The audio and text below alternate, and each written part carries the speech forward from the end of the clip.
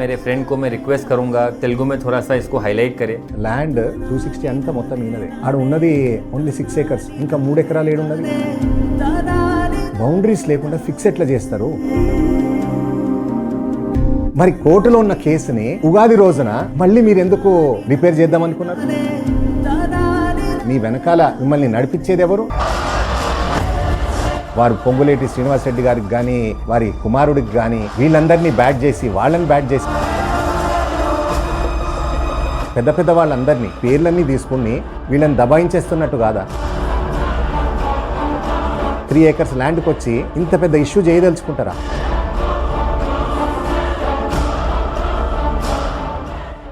Sir मैं मेरे brother को मेरे फ्रेंड को मैं रिक्वेस्ट करूंगा कि थोड़ा सा मैंने जो भी हिंदी में बोला है क्योंकि मुझे तेलुगु बराबर नहीं आता, तो मैं रिक्वेस्ट करूंगा कि वो तेलुगु में थोड़ा सा इसको हाईलाइट करे. केटीआर सर ने इतने अच्छी तरीके से उनका जो लैंग्वेज था उन्होंने इतनी अच्छी तरीके से हाईलाइट किया है. मैं रिक्वेस्ट करूंगा कि मेरे फ्रेंड को भी कि आप थोड़ा सा इसको अच्छी तरीके से हाईलाइट करें so that Harish Rao sir को और केटीआर सर को भी ये चीज़ के बारे में मालूम पड़े कि मैं क्या बोलना चाह रहा हूँ. ఏం జరిగిందో అందరూ కూడా చూస్తున్నారు. చాలా చాలా చాలా అన్యాయం అండి. ఈ అబ్బాయి 13 years ఉన్నప్పుడు వాళ్ళ నాయన చనిపోయిండు. అప్పటి నుంచి కూడా ఆయనకు ఒక ఫాదర్ ఫిగర్ లాగా వాళ్ళ కాక సతీష్ షా గారు, వాళ్ళ మిసెస్ పల్లవి షా గారు వాళ్ళందరినీ కూడా అట్లా చూసుకున్నాడు. అటువంటిది వాళ్ళే చెప్తున్నారు, ఇవాళ మీరు విన్నారు, October 2025 నుంచి ఇట్లా అంతా అప్పటి నుంచి ఇష్యూస్ స్టార్ట్ అయినాయని. ఈయన ల్యాండ్ 260 అంతా మొత్తం ఈయనది వాళ్ళ అమ్మది. తర్వాత 259 స్టార్ట్ అవుతుంది. 259లో మొత్తం అంతా జాయింట్ డెవలప్మెంట్ ఉన్నది. అందులో దగ్గర ఆయన చెప్పినట్టు 18 మంది ఉన్నారు. 259లో ఓఆర్ఆర్ పోయింది, అందులో 8 ఎకరాలు పోయినాయని గవర్నమెంట్ ఇచ్చింది. కానీ వీళ్ళు ఒక్కటి కూడా ఇయాల్టి రోజు కూడా తీసుకోలేదు. ఎందుకంటే అంతా అన్డివైడెడ్ ప్రాపర్టీ అది 259 దాకా. మళ్ళీ 259 అటుపక్క కొంచెం భూమి ఉన్నది. ఇప్పుడు కొట్లాట అంతా అక్కడనే ఉన్నది. ఈ 260 ఎప్పుడైతే న్యూజెన్ అన్న సంస్థకి ఇవ్వటం జరిగిందో అప్పుడు కూడా ఆయన పోయి అడిగినాడు కాక నేను ఇయ్యదలుచుకున్నా, ఏమంటావు అంటే పక్కా మంచిగానే ఉంటుంది వాళ్ళతోని అని చెప్పినాకనే ఆయన పోయి ఇచ్చినాడు. ఈయన చెప్పినాడు న్యూజెన్కి, నాది నేను ఇస్తా, మిగతా వాళ్ళని మీరు మాట్లాడుకుని వాళ్ళు ఇస్తే మీరు తీసుకున్నాను. న్యూజెన్ చాలా క్లారిటీతో చెప్పింది,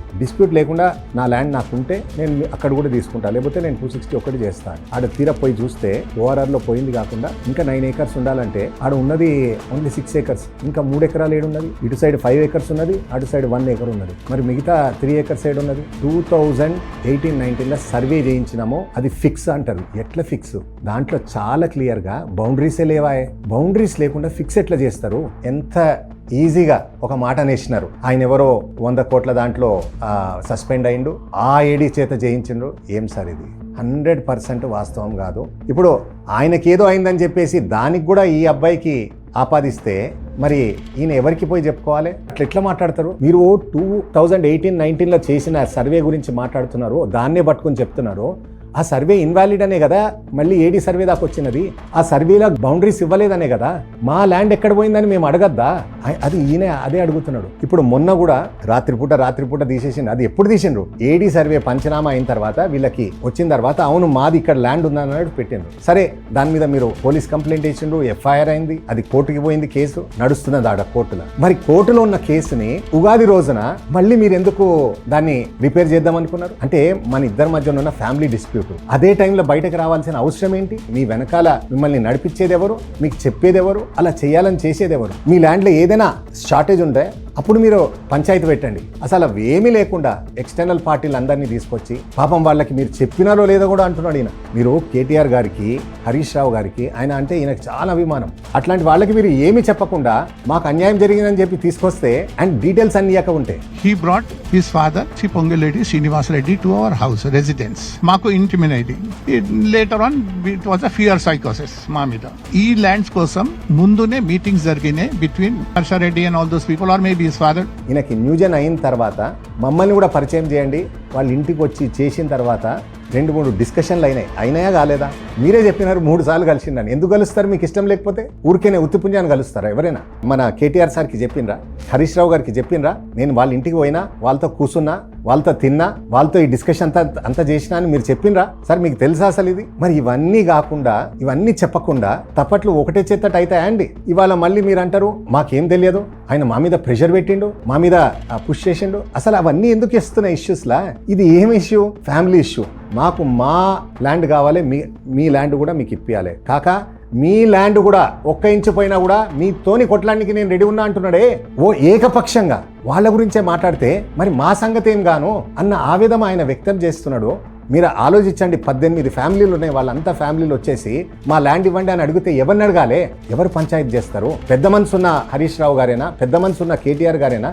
వారు వచ్చి కూర్చొని చేస్తారా? అవును నిజమే అని నిర్ధారిస్తారా? ఆ నిర్ధారణ కరెక్ట్ అవుతుందా? అందరికీ అమలు అవుతుందా? మేము అదే అడ్డుకున్నాం. ఎందుకు చేసినాం అన్నాం. మా ల్యాండ్లా ఇంతమంది వచ్చి కూర్చున్నారు, అంత పెద్ద మనుషులే, మరి మేమెంత భయపడిపోవాలి, మేమెంత వణుకాలే, ఇది కరెక్టా అని అంటున్నాడు ఆయన.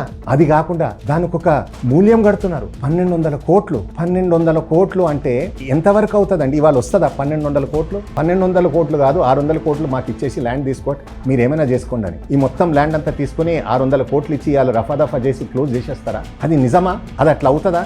ఇంత వ్యత్యాసం తీసుకొచ్చి, ఇంత వైరం తీసుకొచ్చి ఎవరెవరినో దీంట్లో ఇన్వాల్వ్ చేసి, వారు పొంగులేటి శ్రీనివాసరెడ్డి గారికి కానీ, వారి కుమారుడికి కానీ, లేకపోతే ఇంకా వేరే వాళ్ళకి కానీ ఆపాదించి వీళ్ళందరినీ బ్యాట్ చేసి, వాళ్ళని బ్యాట్ చేసి అవసరమా అండి? కేటీఆర్ గారు, మీరు పూర్వాపరాలు తెలుసుకోకుండా, న్యాయం ఎక్కడున్నది, నిజం ఏదుందో తెలుసుకోకుండా, ఫ్యాక్ట్స్ చూసుకోకుండా మీరు ఏకపక్షంగా అట్లా చెప్పడం కరెక్ట్ కాదు సార్. చెప్పినవన్నీ కూడా అవాస్తవాలు.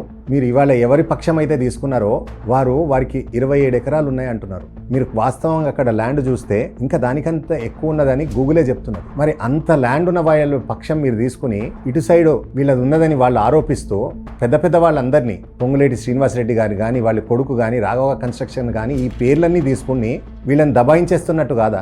వీళ్ళందరూ ఎవరిని పోయి వీళ్ళ ఆర్తి వినిపించుకోవాలి? ఇంత పెద్దవాళ్ళు ఇంత చిన్న 3 acres ల్యాండ్కి వచ్చి ఇంత పెద్ద ఇష్యూ చేయదలుచుకుంటారా?